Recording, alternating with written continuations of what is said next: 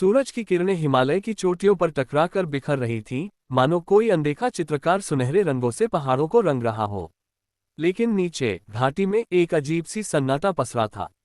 रक्तपात घाटी नाम सुनते ही अर्जुन के मन में एक ठंडी सिहरन दौड़ गई।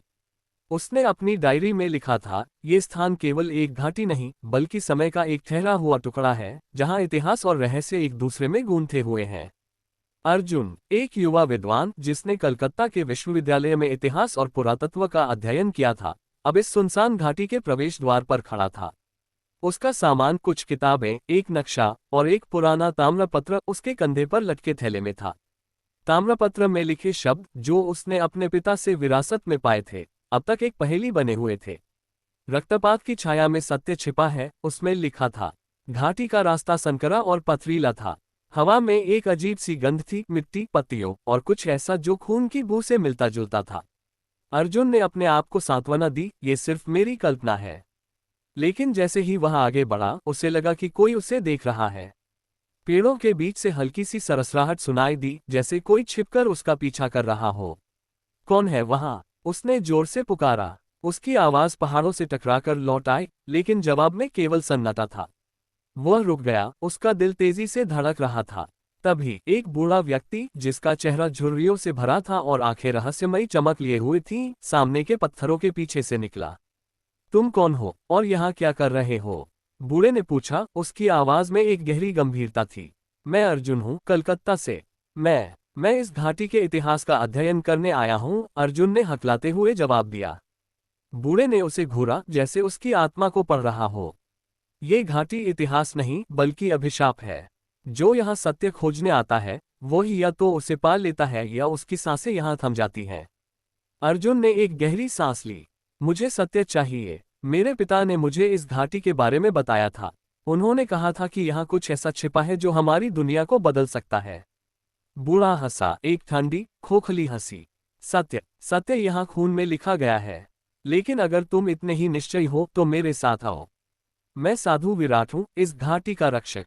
अर्जुन को संकोच हुआ, लेकिन उसके पास और कोई रास्ता नहीं था। वह साधु के पीछे चल पड़ा, जो उसे घाटी के गहरे हिस्सों की ओर ले जा रहा था।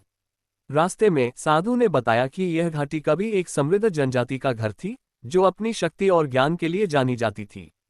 लेकिन जब विदेशी आक्रमणकारियों ने उनकी भूमि पर कब्जा करने की कोशिश की तो एक भयानक युद्ध हुआ।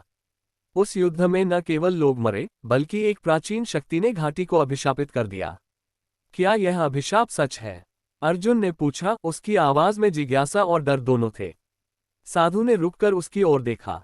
रात होने दो बेटा, तब तुम्हें खुद पता चलेगा। जैसे जैसे सूरज ढलने लगा, घाटी में एक अजीब सी धुंध छाने लगी। अर्जुन ने देखा कि पेड़ों की छायाएं लंबी और भयावह होती जा रही थीं। तभी दूर से एक चीख सुनाई दी, इंसानी, लेकिन ऐसी जो हड्डियों तक सिहरन पैदा कर दे। अर्जुन का दिल जोर जोर से धड़कने लगा।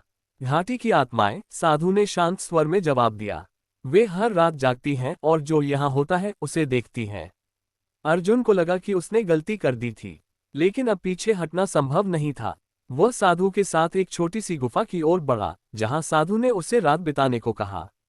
गुफा के अंदर दीवारों पर प्राचीन चित्र बने थे, योद्धाओं, रक्त और एक अजीब सी आकृति की, जो मानव जैसी थी, लेकिन उसकी आंखें आग की तरह चमक रही थीं। यह क्या है? अर्जुन ने चित्र की ओर इशारा करते हुए पूछा। वह रक्तपात की रानी है, साधु ने कहा। वह इस घाटी की रक्षक थी और उसने इसे अपने खून से सींचा। उसका अभिशाप आज भी यहाँ जीवित है। उस रात जब अर्जुन गुफा में लेटा, उसे नींद नहीं आई। बाहर हवा में अजीब सी फुसफुसाहट थी, जैसे कोई उसका नाम पुकार रहा हो। अर्जुन, सत्य खोजो। वह चौंक कर उठ बैठा। क्या यह उसका मन था या घाटी वाकई उससे बात कर रही थी?